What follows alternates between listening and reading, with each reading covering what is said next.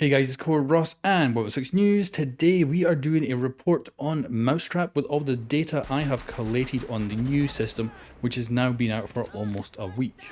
So first of all, disclaimer, this is data I have collected from all the different sources out there, as I don't know how much we'll actually get from Ubisoft themselves, because they're going to keep most of it under wraps to make it harder to get around the system, of course.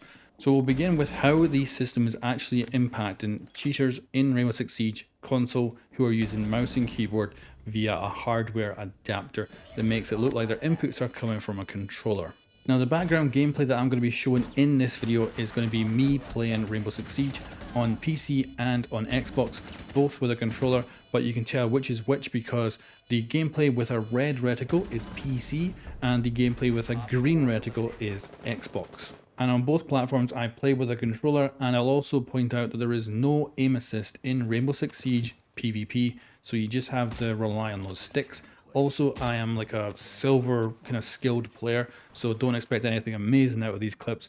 And back when I was a teenager, which was way before Rainbow Six Siege, I was a lot better, so don't consider this to be good gameplay in the slightest. So let's begin with how cheaters and some legit players are getting hit by Mousetrap. And it appears there is two different scenarios. So first of all, the cheater may get hit instantly with detection, and as a result, a warning appears on their screen and input delay is added to the game. This appears to be absolute torture, as I thought it would be for the player, so much so that a lot of people just give up and walk away from playing the game. And if they want to remove this warning, they need to go in and play with the controller. And it appears they need to play 3 casual games, so entire casual games with the controller, in order to get rid of the delay and the warning. And if they plug the mouse and keyboard back in and start playing again, they can get hit immediately with the input delay and the warning.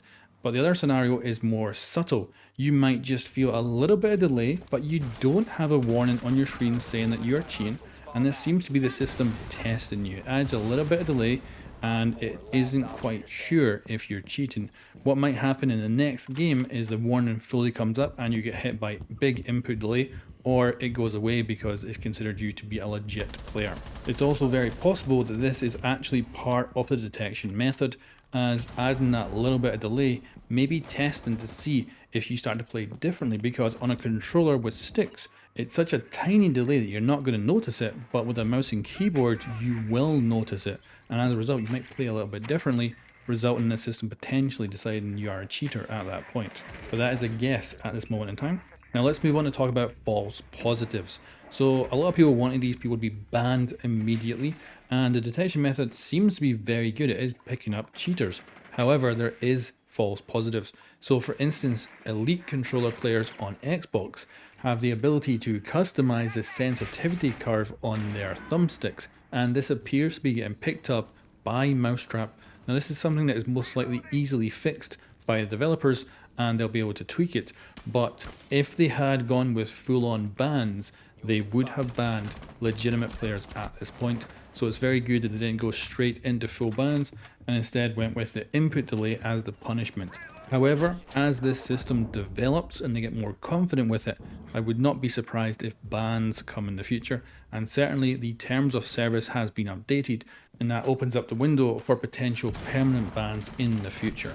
Now let's talk about the attempts to bypass the Mousetrap system, and this has been tried all different ways. So first of all, players have attempted to just figure out a quick and easy way to get past it, and it has not been successful, which is very surprising. I was thinking that there would maybe be a way of hot swapping, play with a controller most of the time, then switch to mouse and keyboard for gunfights or something like that.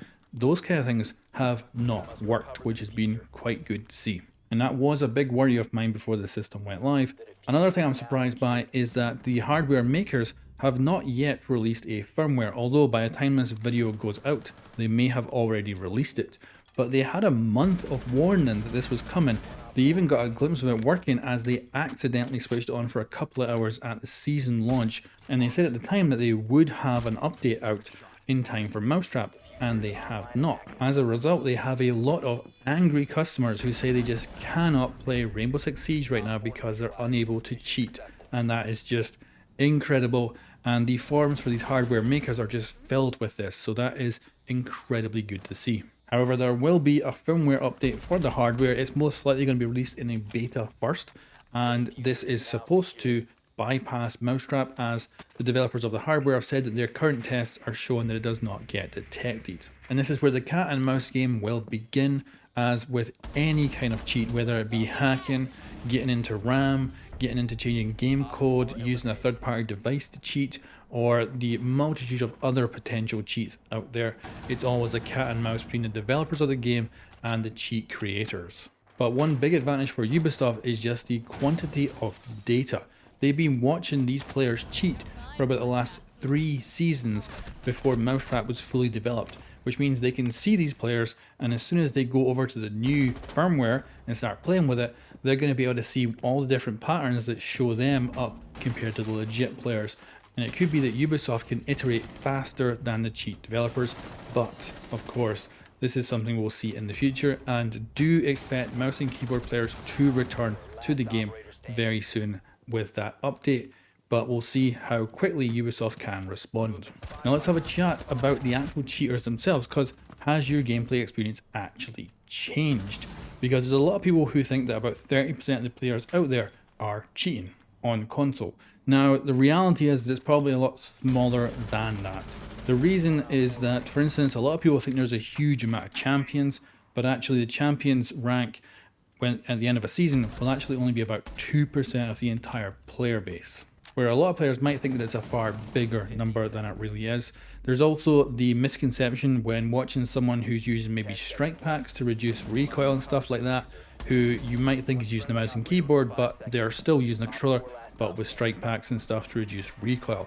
There's also, of course, just people who are very good with a controller. Back in my teen years, for instance, I was extremely good with a controller, and this was way before Siege showed up. And of course, when you're a teenager, you have far more time to get really good at something, whereas now that I'm an old person and, of course, I end up doing a lot less gaming, that means I'm not nearly as good as I used to be.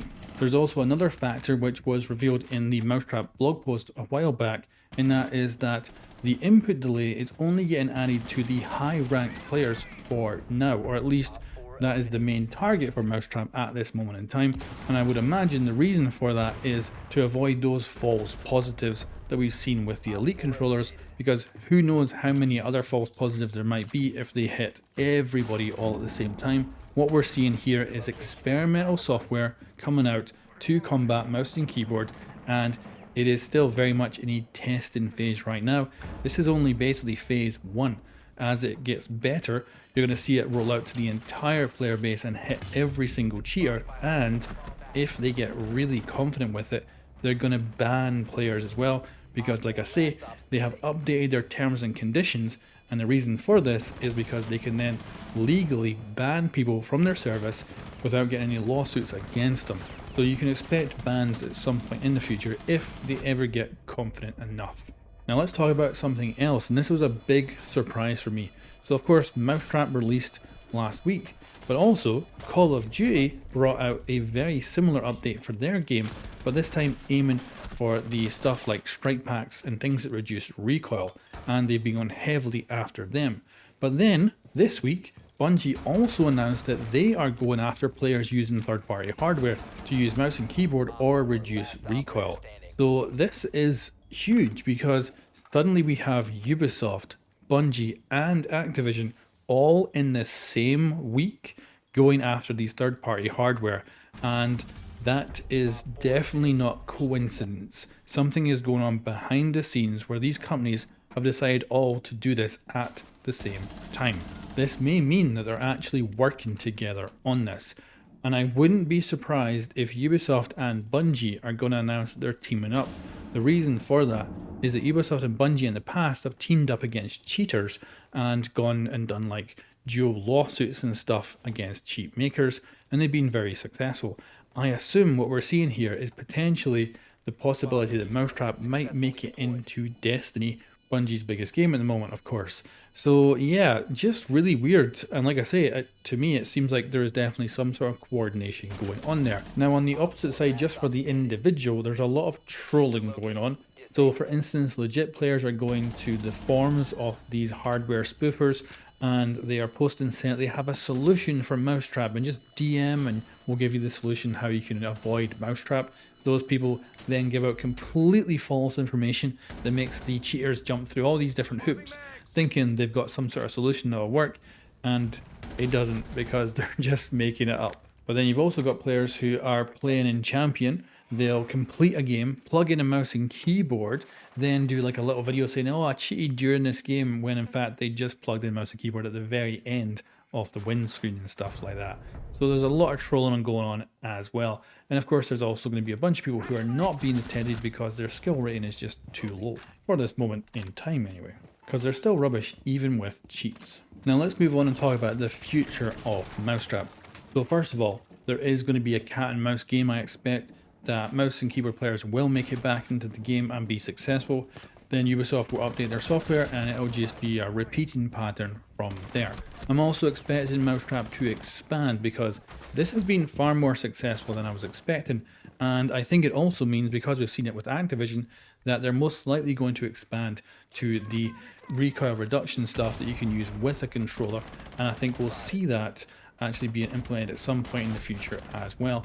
So people using strike packs and stuff like this, which I think are just as prolific or potentially more than mouse and keyboard players, I could really see that being the next step with Mousetrap. But it's certainly not going to be a simple process for Ubisoft, and there's going to be a lot of back and forth, a lot of resources put into Mousetrap to make it work and make it work consistently. So yeah, it's way better than I could have ever imagined.